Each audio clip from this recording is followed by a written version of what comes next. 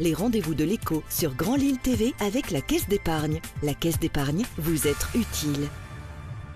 Bonjour à toutes et à tous et bienvenue sur Grand Lille TV pour cette nouvelle édition du Rendez-vous de l'écho. Nous accueillons aujourd'hui Cyril Gernès. Bonjour. Bonjour. Vous êtes le président du CINOV aux Hauts-de-France.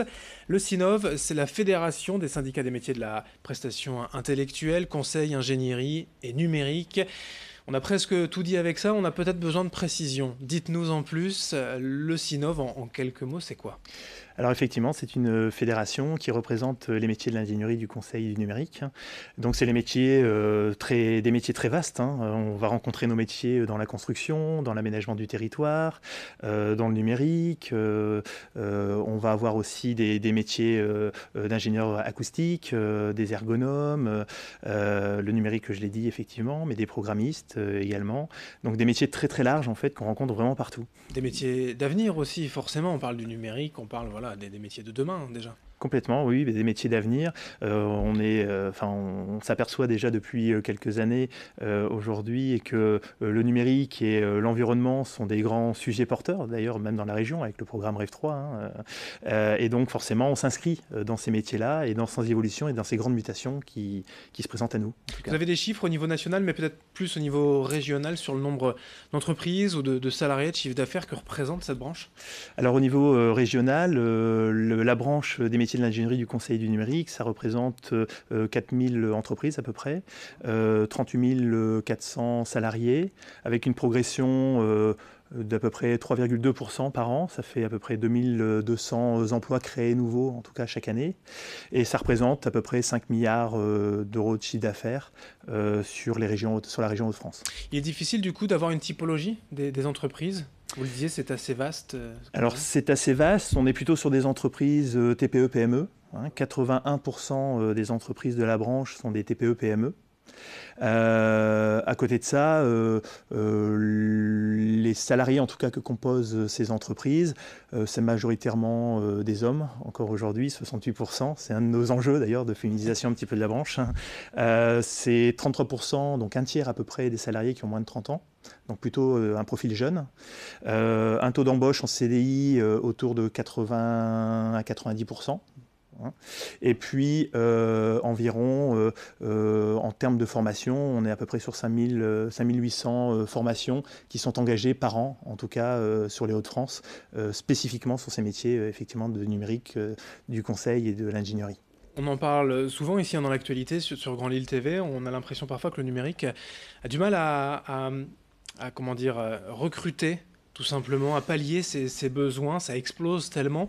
On n'a pas assez de main-d'œuvre, c'est le cas, vous Alors c'est effectivement un point de tension qu'on recense avec notre observatoire au niveau national et puis même sur la région. On a noté qu'on était à peu près à 0,75 candidats par poste. Donc on a un point de vigilance là-dessus et c'est une des problématiques et une des difficultés en recrutement effectivement sur l'aspect du métier numérique. C'est bien ce problème-là, c'est le manque de candidats en tout cas aujourd'hui. De candidats par rapport à la communication générale, on ne connaît pas assez quand on est jeune les possibilités qu'offre le numérique. Alors il y a cet aspect-là effectivement, puis il y a surtout le fait que les métiers du numérique sont en pleine mutation et forcément il y a des nouveaux métiers qui se créent, il y a des nouvelles alternatives en tout cas de métiers qui apparaissent et il faut le temps que les jeunes se forment aussi et comme ça va tellement vite l'évolution, il y a un petit trait de retard en tout cas qui est observé, qu'on cherche à combler par des actions qu'on peut éventuellement mener auprès des jeunes. Dans le CINOV Hauts-de-France, vous êtes en première ligne puisque le congrès 2019, c'est à Arras cette année. Ça a eu lieu également en mars avec l'organisation Sprint Eco. Là, c'est directement une action auprès des jeunes. Exactement, en fait le Sprint Eco a eu lieu effectivement il y a quelques semaines maintenant et avait pour vocation de réaliser un rallye économique urbain. Donc c'était la deuxième édition au niveau national, donc c'est quelque chose d'assez nouveau. L'objectif c'était permettre à des étudiants, donc 55 en l'occurrence, de rencontrer une centaine d'entreprises du territoire arageois, puisque ça s'est organisé sur Arras. Et l'objectif c'était de rencontrer ces entreprises, de les questionner sur un certain nombre de renseignements, sur des sujets un peu de la REV 3, sur des sujets donc environnementaux, sur l'aspect numérique, l'intégration du numérique dans les entreprises, et puis les nouveaux modes d'organisation de ces entreprises. Et l'objectif final est de rédiger un rapport d'étonnement, un rapport économique qui sera livré effectivement aux collectivités, notamment à l'agglo d'Arras, à la ville d'Arras et puis à la chambre de commerce qui sont assez friands de ce type de documents. On parlait de difficultés de recrutement, pourtant on a quand même l'impression de se dire que parler du numérique aux jeunes, ça doit être facile, non ? Oui, c'est assez facile puisque vous faites sûrement allusion aux réseaux sociaux et puis alors leur faciliter. Voilà, c'est ça, d'avoir grandi là et de connaître un peu mieux peut-être que les seniors ou les cadres seniors, non ? Tout à fait, c'est peut-être aussi pour ça que la branche est relativement jeune, parce que le numérique, sur les 3 métiers que j'évoquais tout à l'heure, c'est la branche en tout cas les métiers qui sont les plus importants dans la branche. Et forcément, oui, ils sont relativement jeunes et ils ont une certaine facilité, effectivement, à utiliser les outils numériques, quoi. Vous parliez de Rêve 3, c'est la 3e révolution industrielle. Forcément, encore une fois, le numérique est en première ligne. Que fait la fédération Sinov avec la région, les pouvoirs publics, les institutions pour promouvoir cette 3e révolution industrielle ? On travaille sur les grands sujets. On a fait l'observation au même titre que la Rêve 3, en fait, qu'on vivait de grandes mutations, des mutations économiques, des mutations numériques, on l'a évoqué, des mutations environnementales, des mutations organisationnelles aussi dans les modes de travail. Et on s'aperçoit que nos métiers, finalement, comme ils sont un petit peu partout, sont pleinement impactés en fait par ces grandes mutations.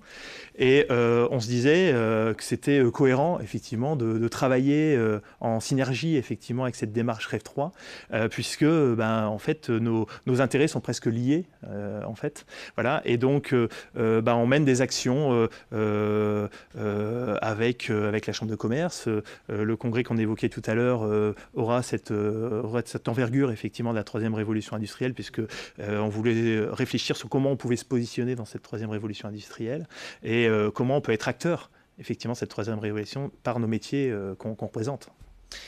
Quand on est intéressé, il y a le site internet sinov.fr où pour se rapprocher des entreprises, elles sont nombreuses, on le disait, il y a cette porte d'entrée déjà.